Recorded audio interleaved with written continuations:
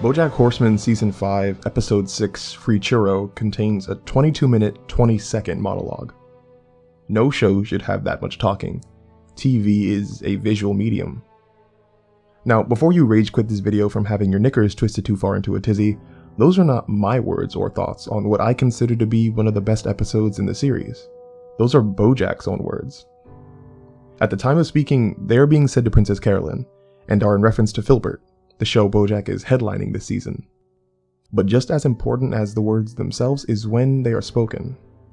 These words are said in episode 5, just before Bojack's own 22-minute monologue. I think the writers purposely included this line because they were aware of what a departure from tradition Free Churro would be. It is simultaneously a joke about the show, and an acknowledgement by the creators to the audience that they recognize how unique and delicate Bojack's monologue is. Now, I don't hope or plan to make a 22-minute video about the entire monologue, but I definitely want to identify and unpack what the major themes of this episode are. Or at least what I feel they are, because I'm not a writer for the show. For all of you who might have heard of theme, but never actually got a true definition, we can start with that. A theme is the central topic or idea of a text, television and cinema included. Themes can be divided into two categories: statements and concepts. A thematic statement is what the work says about itself. A thematic concept is what the audience thinks about the work. Without getting too deep into the rabbit hole, the distinction can be further understood by studying the terms created by Roland Barthes, a French philosopher and narrative theorist. He writes about the difference between readerly and writerly text. A readerly text makes no requirement of the reader, or the audience, to produce their own interpretation of the theme. The work explains itself, and gives all the answers to its own questions. A writerly text is the exact opposite. Its theme, its core message, is laid out in a way that must be digested and thought about. The answers aren't easy, and each person who interacts with the work might come away with their own interpretation.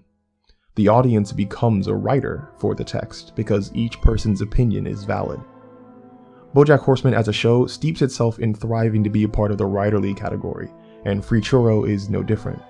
Bojack is a dynamic, flawed, ever-changing character, and his eulogy monologue was much the same. Free Churro's meaning is not easy to grasp, nor are its implications for Bojack. But I think that is what makes it so alluring, and what also makes it the highest rated episode of the show on IMDb. I want to take a look at the themes in the episode to demonstrate how to go about creating a writerly text, and to also tip my hat to Will Arnett and the creative team for their amazing work. The first theme we will look at, being the most powerful and prominent, is the concept of being seen.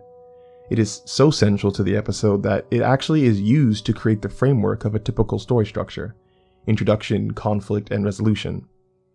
We see Bojack introduce us to the events of his mother's death, and the last words that she says to him.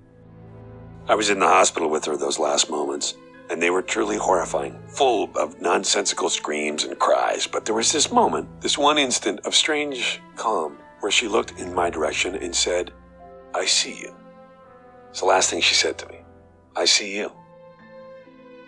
A while after, we see Bojack wrestle with what his mother's "I see you" really meant. Maybe it wasn't a bad connection. Maybe it was an I see you, like, I see you. Like, you might have the rest of the world fooled, but I know exactly who you are. That's more my mom's speed. Or maybe she just literally meant, I see you. You are an object that has entered my field of vision. She was pretty out of it at the end there, so maybe it's dumb to try to attribute it to anything. Finally, towards the end of the monologue, Bojack comes to the resolution of the circumstances surrounding his mother's last words. I'm not going to stand up here and pretend I ever understood how to please that woman, even though so much of my life has been wasted in vain attempts to figure it out. But I keep going back to that moment in the ICU when she looked at me and, I see you. I see you. Jesus Christ. We were in the intensive care unit. She was just reading a sign. If you ever wondered what kept the monologue from seeming incoherent or rambling, it was this theme that gave structure to everything Bojack was saying. Each time the monologue started to stray into obscurity, we would snap back to the crux of the episode, Beatrice's death and how it relates to Bojack. The theme of being seen gave this episode form, and it also pervaded nearly every facet of the episode too. Let me tell you, it's a weird thing to feel at 54 years old that for the first time in your life, your mother sees you. It's an odd realization that that's the thing that you've been missing, the only thing that you wanted all along, to be seen. No point beating a dead horse. Beatrice Horseman was born in 1938 and she died in 2018, and I have no idea what she wanted. Unless she just wanted what we all want. To be seen.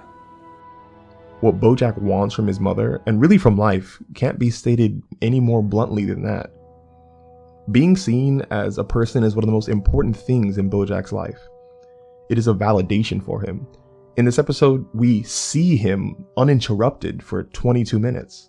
Conversely, we see Beatrice Horseman, whom this episode and eulogy are about, not once. Not even in a flashback. The title of the episode didn't even reference Beatrice. She was beaten out by a stick of hot cinnamon. In fact, we were supposed to see her, as was Beatrice's desire for an open casket, but Bojack deemed her too horrifying to be seen, and denied his mother a dying wish, a wish that he himself always wanted, but was never granted. Being seen is such an overarching concept for the episode that it affects the episode from the very start. Yes, yes, I see you. These are the words that begin Free Churro. They are spoken by Bojack's father, Butterscotch, to a young Bojack, except it is not meant as an act of acknowledgement or acceptance. It is said in annoyed anger, a call for Bojack to rush into the car so his father can get back to the all-important act of writing and aggrandizing self-pity. Ironically, Butterscotch then goes on to monologue for the entire car ride, barely actually looking at Bojack at all. Even when Bojack is being seen, he isn't being seen in the right way, and it affects how he sees himself, which leads us into our second theme of the episode, how Bojack frames life. All I know about being good, I learned from TV. And in TV, flawed characters are constantly showing people they care with these surprising grand gestures, and I think that part of me still believes that's what love is. This central closeness to television permeates throughout Bojack's entire character. His parents were not responsible for imparting crucially important, fundamental aspects of humanity on him, at least as far as he is concerned. TV did that for him. So it is only natural that instead of being seen by his parents, he strived to be seen on TV. In his eulogy monologue, he references not one, but 3 different television shows, and intertwines them with himself to give them great personal intimacy. When telling a story about his childhood and his mother buying him a jacket that he always wanted, he reveals that that was all fictional, taken from an episode of Maude that he watched when he was younger. And at the end, he states why the episode of television is so important to him. I remember when I saw it thinking, that's the kind of story I want to tell about my parents when they die. That same episode of Maude, where Bojack grabbed the story from, sees Maude monologuing to a therapist. The next television show mentioned in the eulogy is Becker, and Bojack goes so far as to make a one-to-one comparison between his reality and the show. You know what it's like? It's like that show Becker, you know, with Ted Danson. I watched the entire run of that show hoping that it would get better, and it never did. It had all the right pieces, but it couldn't put them together. And when it got canceled, I was really bummed out. Not because I liked the show, but because I knew it could be so much better, and now it never would be. And that's what losing a parent is like. It's like Becker. This section of the monologue also sheds some light on how Bojack sees himself. He's a rich, famous man in Hollywood, someone with all the right pieces, but somehow can't put it all together, even though he keeps waiting and waiting for it to happen. Bojack frames his life relative to television because of his need to be seen, because of youthful dependence on television as a barometer for morality, and because he himself is inextricably tied to television because of Horsin' Around, the 3rd show that he mentions. Horsin' Around, a fictional show, became Bojack's identity. He is known as the horse from Horsin' Around. The literal first words of the outro are, "Back in the 90s, I was in a very famous TV show." Through Horsin' Around, Bojack was simultaneously able to be seen by millions of people and live a completely safe, structured, healthy family life, one that he did not care was fictional. And it is because of this strong tie to television, Horsin' Around specifically, that Bojack stayed so at odds with his mother. She never liked the show, she never watched it or cared to. She refused to see Bojack in real life and in television, which only fed into his desire to become so famous and recognizable that people would have no choice but to see him. This merging of television and reality transforms from thematic to literal in the last episodes of the season. where Bojack actually cannot distinguish between what is scripted and what is not, and the consequences of this force him to his lowest point yet. That low point is a product of the last theme of the episode, Bojack's addiction to dysfunction. Now, if you've watched the show up until this point, I don't have to tell you that Bojack makes bad decisions. Constantly. For both himself and others. But I think Bojack himself revealed the underlying reasons why he does these things. He's been conditioned to live in dysfunction, waiting for it to resolve itself. He says as much with, "When you're a kid, you convince yourself that maybe the grand gesture could be enough. That even though your parents aren't what you need them to be over and over and over again, at any moment they might surprise you with something wonderful." I kept waiting for that, the proof that even though my mother was a hard woman, deep down, she loved me and cared about me and wanted me to know that I made her life a little bit brighter. And even now, I find myself waiting. Bojack could never move on from his self-destructive lifestyle nor walk away from his emotionally abusive mother because he found comfort in it. It was the only thing that connected him to his parents. Abject depressive anguish was the only thing that connected the family as a unit. "Mostly you're drowning." She understood that too. And she recognized that I understood it. And Dad, all three of us were drowning and we didn't know how to save each other. But there was an understanding that we were all drowning together. And I would like to think that that's what she meant when we were in the hospital and she said, "I see you." Bojack couldn't let go and move on from his mother because he doesn't know how to let go of negative things. He steeps himself in dysfunction because that is what he's most comfortable with. Even when he does receive something good, the thing he said he truly wanted out of life, to be seen by his mother, he has to turn it into something negative to properly cope with it. Let me tell you, it's a weird thing to feel at 54 years old that for the first time in your life, your mother sees you. It's an odd realization that that's the thing that you've been missing, the only thing that you wanted all along, to be seen. And it doesn't feel like a relief to finally be seen. It feels mean. Like, oh, turns out that you knew what I wanted and you waited until the very last moment to give it to me. I was prepared for more cruelty. I was sure that she would get in one final zinger about how I let her down and about how I was fat and stupid and too tall to be an effective Lindy Hopper, how I was needy and a burden and an embarrassment. All that I was ready for. I was not ready for, "I see you." Only my mother would be lousy enough to swipe me with a moment of connection on her way out.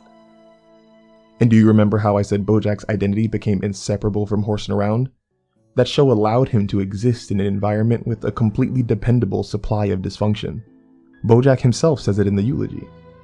You can't have happy endings in sitcoms, not really, because if everyone's happy, the show would be over. And above all else, the show has to keep going. There's always more show. And you can call horsing around dumb or bad or unrealistic, but there's nothing more realistic than that. You never get a happy ending, because there's always more show. Bojack has lived and views life as a sequence of continuously worsening events that wear you down until you die. He has a defeatist attitude and chooses negativity because he believes it is inevitable anyway. He then uses the horrible consequences of his choices as validation for his bleak rationale. There was one sliver of hope that kept Bojack moored to the idea of betterment, but unfortunately that too is snuffed out in this episode. My mom died and all I got was this free churro. To Bojack, Beatrice dying was supposed to be her grand gesture of love, the kind that TV taught him always came from flawed characters, a gesture that was supposed to put something in him to rest. He expected to gain something from her death, and all he got was a free churro. For all of you aspiring writers out there, I hope this video sheds some light on the intricacies and payoffs of creating themes and narrative. Thematic management might not be as glamorous as cliffhangers or dialogue or characterization, but it is just as important in creating full, gripping pieces of work. I had a blast making this video, mostly because I will take any excuse to put more Bojack in my life. So, until next time.